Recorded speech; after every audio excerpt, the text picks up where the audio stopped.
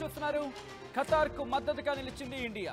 Qatar Amir Sheikh Tamim bin Hamad Al థానీని in fact Modi call చేయడం జరిగింది ఆయనకు. ఈ నేపథ్యంలో ఇద్దరి మధ్య కూడా కాన్వర్సేషన్ జరిగింది. Qatar Amir Sheikh Tamim bin Hamad Al థానీకి మోదీ ఫోన్ కాల్ చేశారు.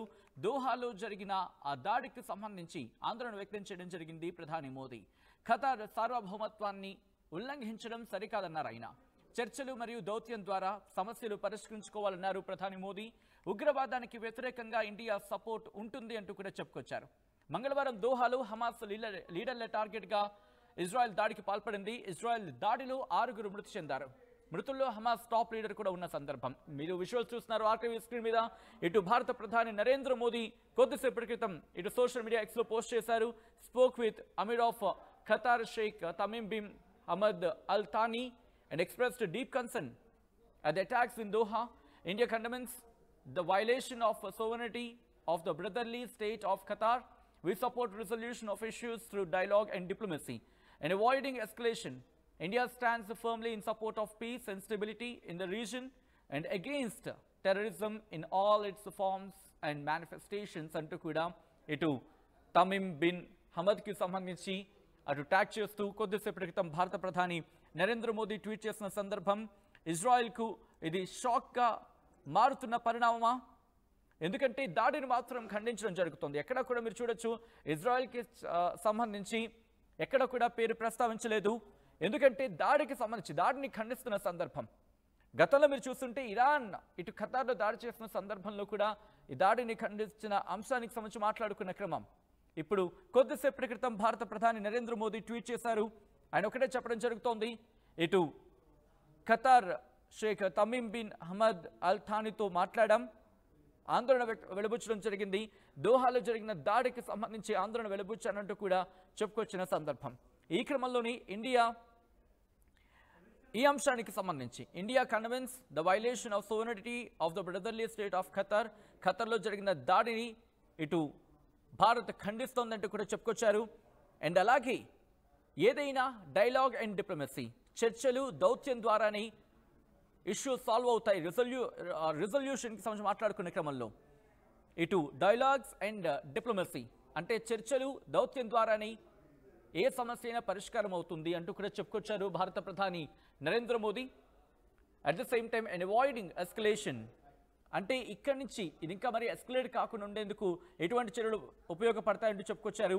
India stands firmly in support of piece and stability in the reason అంటే రీజియన్కి సంబంధించి మాట్లాడుకునే క్రమంలో శాంతి సుస్థిరతకు ఇటు భారత్ ఎప్పుడు మద్దతు ఇస్తుంది అంటూ కూడా చెప్పుకొచ్చారు.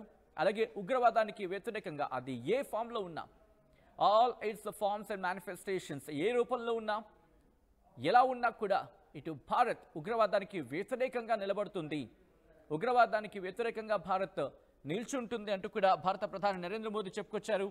మరి ముఖ్యంగా ఖతార్కు సంబంధించి ఎందుకంటే నిన్న దోహాలో దాడి తర్వాత అరబ్ కంట్రీస్ ఇప్పుడు భేటీ అవుతున్నాయి.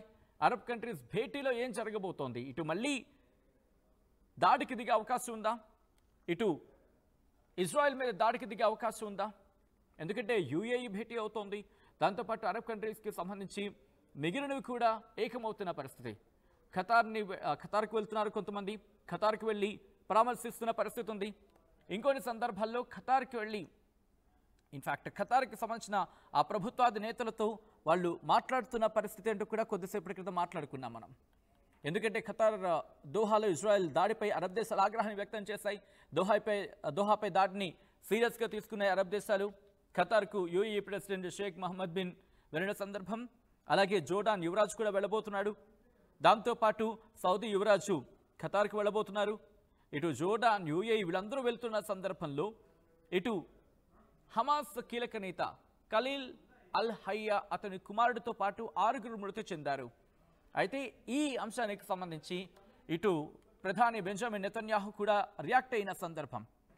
ప్రధాని బెంజమిన్ నెతన్యాహు మాట్లాడుతూ మేమే ఈ దాడికి పాల్పడ్డాం, మేమే ఈ దాడి చేశామంటూ ఆయన చెప్పుకొచ్చారు.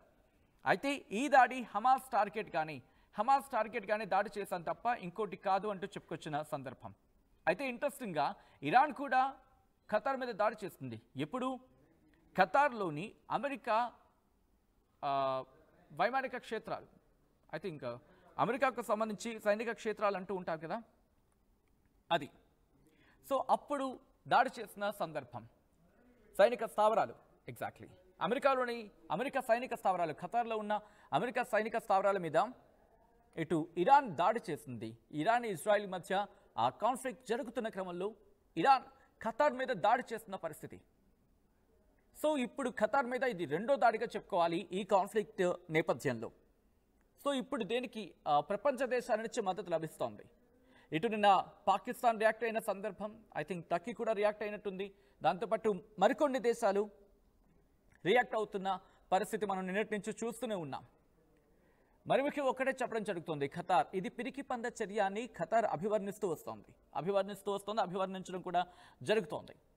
ఇప్పుడు ఇదే అంశానికి సంబంధించి భారత ప్రభుత్వం కూడా రియాక్ట్ అయింది. భారత ప్రధాని నరేంద్ర మోదీ చేసిన ట్వీట్ మీరు ఆన్ స్క్రీన్ చూస్తున్నారు. Spoke with Amir of Qatar Sheikh Tamim bin Hamad Al Thani and expressed deep concern at the attacks in Doha. India condemns the violation of sovereignty of the brotherly state of Qatar. We support resolution of issues through dialogue and diplomacy and avoiding escalation. India stands firmly in support of peace and stability in the region and against terrorism in all its forms and manifestations. అంటూ కూడా ఇటు భారత ప్రభుత్వం ఇటు ఖతర్పై జరిగిన దాడిని ఖండిస్తోంది. కానీ ఇంట్రెస్టింగ్గా ఎక్కడ కూడా ఇజ్రాయెల్ పేరుని తీసుకురాలేదు, ఇజ్రాయెల్కి సంబంధించి ఎక్కడ మాట్లాడలేదు. కానీ ఏమని చెప్తోంది, ఉగ్రవాదం ఏ రూపంలో ఉన్నా ఎలా ఉన్నా దాన్ని పూర్తిగా నిర్మూలించేందుకు ఉగ్రవాదానికి వ్యతిరేకంగా భారత్ నిలబడుతుందంటూ కూడా చెప్పడం ఇంట్రెస్టింగ్ అంశమే. ఎందుకంటే హమాస్ని ఉగ్రవాదిగా అభివర్ణించడం జరుగుతోంది ఇజ్రాయెల్.